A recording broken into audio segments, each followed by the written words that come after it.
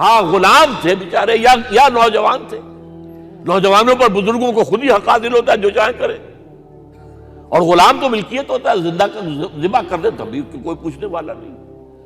تو جو بیت رہی تھی بلال پر، ابو فقی پر، زنیرہ پر، جو ان پر بیت رہی تھی، جو خباب پر بیت رہی تھی، جس طرح ہلاک کیا گیا ہے حضرت سمیہ کو، حضرت یاسر کو، یہ ساری تکلیفیں انہیں بھی تھیں. لیکن کیا اس کا یہ بالواسطہ ایذا محمد کے لیے نہیں تھا صلی اللہ علیہ وسلم. آپ کے ساتھی، آپ کے جانثار. لیکن آپ ان سے بھی کیا کہیں، فصبروا فصبروا فصبروا. جب ابو جہل بدترین ٹارچر کر رہا تھا حضرت سمیہ اور حضرت یاسر کو رضی اللہ تعالی عنہما، آپ کے علم میں ہے کیسی کیسی ٹارچر کی ہے. جوان بیٹے کو باندھ دیا ایک ستون کے ساتھ، اس کی نگاہوں کے سامنے برہنہ کیا ہے ماں کو.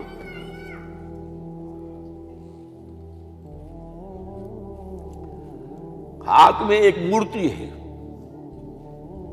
جب تنگ آ گیا، ستا کر تنگ کر کے مار مار کے حضرت سمیہ ٹس سے مس نہیں ہو رہی. کہتا ہے تم ایک دفعہ کہہ دو سمیہ کہ ہاں اس مورتی میں بھی کچھ ہے، میں تمہیں چھوڑ دوں گا.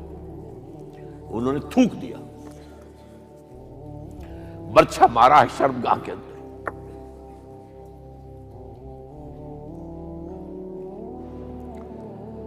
کتنی تکلیف پہنچی ہوگی حضور کو. لیکن آپ گزر رہے. اصبروا یا آل یاسر فإن موعدکم الجنہ. اے یاسر کے گھر والوں صبر کرو، تمہارے استقبال کی تیاریاں ہو رہی ہیں جنت. یہ سیرت کچھ بلاتا سناتا ہے. یہ سیرت یاسر کے ساتھ کیا کیا ہے. 4 اونٹ نر سانڈ، اور ان کے ساتھ رسے باندھ کر ایک رسے سے ان کا ایک بازو باندھا، ایک سے دوسرا بازو، ایک سے ایک ٹانگ، دوسرے سے دوسری ٹانگ. انہیں دوڑایا ہے کہ پرکھتے اڑ جیسے قسم کے. یہ دین ایسے ہی قائم نہیں ہوا. عدل و انصاف کا نظام ٹھنڈے ٹھنڈے قائم نہیں ہوتا، گھر میں آرام سے بیٹھے ہوئے قائم نہیں ہوتا. اور سنیے، 3 برس شیب بنی ہاشم کے اندر قید ہے. 3 برس. اور یہاں کی قید پر قیاس نہ کریں. یہاں تو جیل میں کھانے کو ملتا ہے، راشن ملتا ہے، جیسا بھی ملتا تو ہے نا.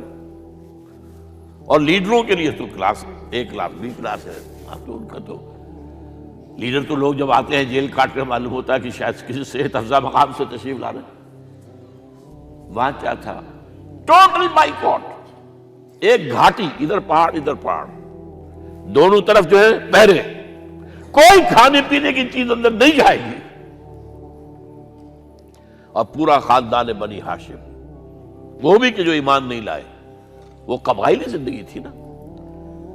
بنو ہاشم چونکہ حضور کو پشت پناہی چھوڑنے کو تیار نہیں ہوئے، ابو طالب نے آخری وقت تک بھی ساتھ نہیں چھوڑا.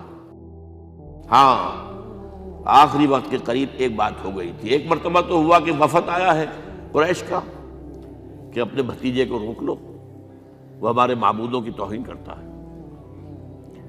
ابو طالب نے بلایا اور آپ سے کہا کہ یہ کچھ اپنے رویے کو بدلے. آپ نے فرمایا چچا جان، اب تو چاہے یہ میرے ایک ہاتھ پر سورج اور دوسرے پر چاند رکھ دے، میں اپنے اس مشن کو چھوڑ نہیں سکتا. یہ ہے استقامت. اور ابو طالب کے عین انتقال کے وقت جو معاملہ ہوا، جب وفد آیا ہے کہ ٹھیک ہے اب ہمارا جو ہے صبر کا پیمانہ لبریز ہو گیا ہے، اب ٹھیک ہے آ جاؤ میدان میں، تم بھی ساتھ چھوڑنے کو تیار نہیں ہو. ابو طالب نے بلایا،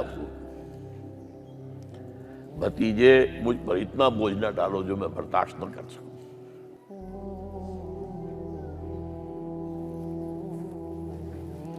حضور کی آنکھوں میں آنسو آ گئے. چچا جان اب تو یا یہ بات بری ہوگی یا میں اپنے آپ کو ختم کر دوں، اسی میں ختم ہو جائے. بہرحال شیب بنی ہاشم میں 3 برس اس حال میں گزرے ہیں ٹوٹل بائیکاٹ، کوئی کھانے پینے کی نہیں۔ کچھ لوگ تھے شریف النفس، مثلا حکیم بن حزام تھے رضی اللہ تعالیٰ، اور بعد میں ایمان لے آئے۔ حضرت خدیجہ کے وہ رشتہ دار تھے، وہ پہاڑ پر چڑھ کر ایک طرف سے رات کی تاریکی میں، دونوں دروازے تو بند ہیں، پہاڑ پر چڑھ کر چوٹی سے نیچے اتر کے کوئی چیزیں کھانے پینے کی دے آئے تو دے آئے، بس صلی اللہ علیہ وسلم۔ کوئی اور ایک آدھ ہوگا ایسا۔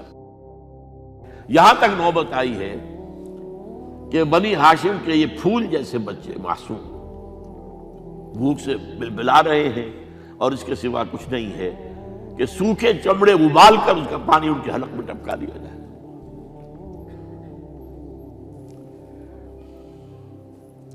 اور جو ہوا وادی طائف میں، جب مکے والوں نے فیصلہ کر لیا کہ آپ قتل کر دو، ابو طالب بھی فوت ہو چکے ہیں، اب کوئی اندیشہ نہیں، کوئی خانہ جنگی شروع نہیں ہوگی، کوئی انٹرا ٹرائبل وار نہیں ہوگی، تو آپ طائف گئے ہیں۔ شاید وہاں کے 3 سردار تھے بڑے، اور یہ طائف اصل میں قریشی کا سمجھیے کہ یہ ان کا گرمیوں کا یہ صحت افزا مقام تھا۔ یہ تمام جو سردار تھے مکے کے، ان کی جائیدادیں وہاں تھی، باغات تھے، اور وہاں کے بھی 3 سردار تھے، تو شاید ان میں سے کسی کو اللہ توفیق دے دے۔ وہاں گئے ہیں اور صرف ایک ساتھ ہیں، حضرت زید بن حارثہ، حضرت ابو بکر بھی ساتھ نہیں، سائے کی طرح ساتھ رہنے والا بھی ساتھ نہیں تھا۔ وہاں جا کر جو آپ نے تینوں سے بات کی ہے، تینوں نے وہ باتیں کہی ہیں جو کلیجے کو چیر جائیں۔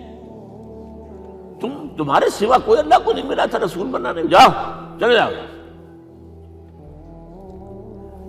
ایک کہتا ہے فوراً چلے جاؤ یہاں سے، اس لیے کہ ہو سکتا ہے کہ تم سچے ہو تو کہیں میں تمہاری توہین نہ کر دوں، اور یہ بھی ہو سکتا ہے تم جھوٹے ہو تو جھوٹے کو میں منہ نہیں لگانا چاہتا۔ 3 دن کی یہ سختی، اور اس میں کیا ہو رہا ہے، اسٹریٹ ارچنز جو کہلاتے ہیں ہمارے یہاں، ٹھوکرے گلیوں کے، انہیں اشارہ کر دیا ذرا ان کی خبر لو، اب وہ پتھراؤ کر رہے ہیں۔ جیسے ہمارے ہاں کوئی آ جاتا ہے، کوئی نیم پاگل یا کوئی اور کسی طرح کا مست قسم کا آدمی، اور اس کے اوپر چھوکرے چاروں طرف ہوں اور ستا رہے ہوں، یہ نقشہ تھا، اور طائف کی گلیاں تھیں، اور محبوب رب العالمین تھے۔ ادھر سے پتھر آ رہے ہیں تو زید بن حارثہ رکاوٹ بن گئے ہیں، لیکن پیچھے سے آ رہے ہیں، وہ کیسے روکیں گے؟ پیچھے جاتے ہیں تو ادھر سے آ رہے ہیں۔ جسم لہو لہان ہے، خون رس رس کر زخموں سے جوتیوں میں آ کے جم گیا ہے۔ پھر وہاں سے آپ نکل کر گئے ہیں، ایک باغ میں تھوڑی سی پناہ لی ہے تھوڑی دیر کے لیے، جوتے بڑی مشکل سے اترے ہیں، خون جمع ہوا، اور وہ جو پھر دعا نکلی ہے آپ کی، وہ کلیجے کو چیر جانے والی ہے۔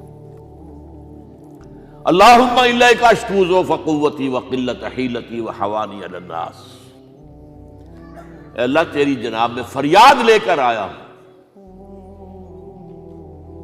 اپنی قوت کی کمی کا، اپنے وسائل کی کمی کا، اور لوگوں میں جو رسوائی ہو رہی ہے، الی من تکلنی الی بعید یتجہمنی او الی عدو ملکت امری، مجھے کس کے حوالہ کر دیا ہے، مجھے دشمن کے حوالے کر دیا جو چاہے میرے ساتھ کر گزرے۔ فریاد ہے کہ نہیں؟ بڑی زوردار فریاد ہے، بڑی زوردار، لیکن پھر مقام عبدیت کا ظہور ہوتا ہے۔ ان لم یکن علی غضبک فلا ابالی، اے اللہ اگر تو ناراض نہیں ہے، مجھے اندیشہ یہ ہو گیا کہ کہیں تو ناراض تو نہیں ہو گیا ہے، کہیں تو نے میرا ساتھ تو نہیں چھوڑ دیا ہے، اگر تو ناراض نہیں ہے تو مجھے کوئی پرواہ نہیں، جو ہو سو سر تسلیم خم ہے جو مزاج یار میں آئے۔ واپس آئے ہیں تو مکے میں داخل نہیں ہو سکتے تھے، وہاں تو قتل کا فیصلہ ہو چکا، باہر ہی آپ نے ڈیرا لگایا، زید بن حارثہ کو بھیجا، فلاں شخص کے پاس جاؤ کہ تم اگر امان میں لے لو محمد کو تو محمد آ جائیں، میں تو میری یہ پوزیشن نہیں ہے، میں قریش کے مقابلے میں امان نہیں دے سکتا۔ دوسرے کے پاس بھیجا، اس نے بھی کچھ ایسے جواب دے دیا۔ تیسرے کے پاس جب گئے حضرت زید، مطعم بن عدی، اس نے کہا ٹھیک ہے، میں امان دیتا ہوں محمد کو، وہ آ جائے مکے میں۔ حضور سے آگے کہا، حضور نے فرمایا نہیں جا کر کہو، آ کر لے کر جا۔ کیوں؟ کیا پتا اچانک جو ہے میرے داخل ہوتے ہی کوئی مجھ پر حملہ کرے، قتل کر دے۔ وہ تو یہ کہہ سکے کہ ہمیں کیا پتا تھا کہ موتیم نے جو ہے امان دی ہے، I never knew it۔ اب یہ قبیلے کے اندر یہ ہوتا تھا کہ ایک نے امان دے دی، سب کی طرف سے امان۔ لہذا حضور نے فرمایا آ کر لے کر جاؤ۔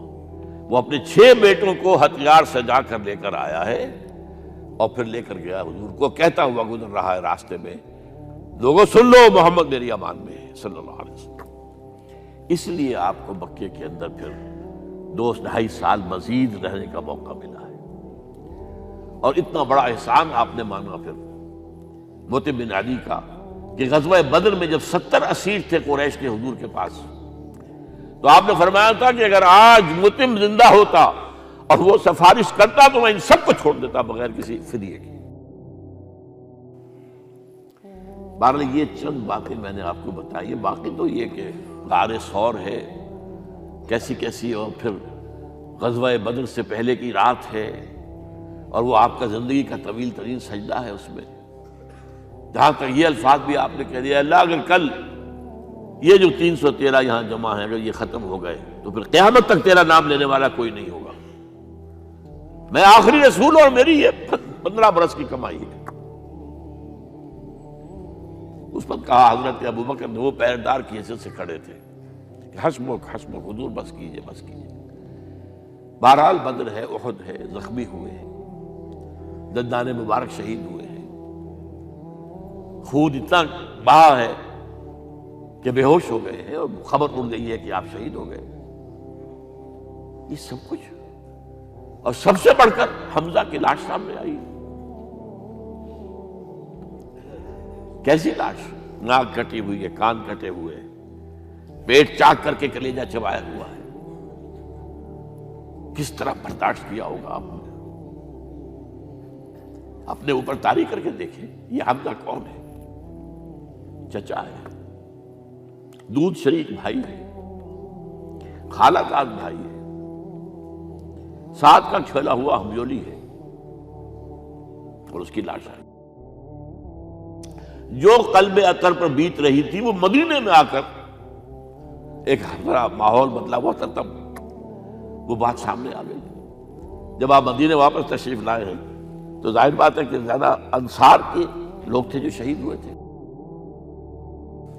بدر میں مہاجرین تو میرے خیال ہے 1/4 تھے نمبر کے اندر، 3/4 تو انصاری تھے۔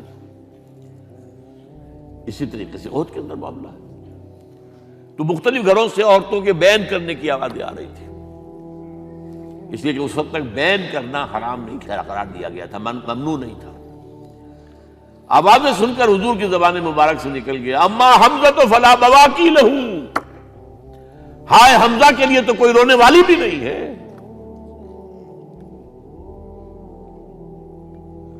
اس پر پھر صحابہ نے، انصار نے اپنے ہاں کی خواتین کو حضرت صفیہ کے ہاں بھیجا، وہ سگی بہن تھی، وہاں انہوں نے جا کے بھی تعزیت کی بہن کی۔ غزوہ احزاب کا آپ نے سنی لیا، اسوہ رسول پر نہ معلوم کیا کیا باتیں چیز لوگوں میں مشہور ہو گئی ہیں۔ اسوہ کا لفظ آیا کہاں ہے قرآن میں؟ سورہ احزاب میں۔ وہ اسوہ کیا تھا؟ جب خندق کھودنے کا فیصلہ ہوا ہے تو خندق کھود رہی ہے، حضور بھی لگے ہوئے ہیں، بھاری بھاری پتھر اٹھا کر کندھے پر لا کر باہر پھینک رہے ہیں، پتھریلی زمین تھی، ایک پتھر کسی سے ٹوٹا نہیں تھا، تو حضور نے جو ہے 3 دفعہ جو اس کے اوپر ضرب لگائی تب ٹوٹا ہے۔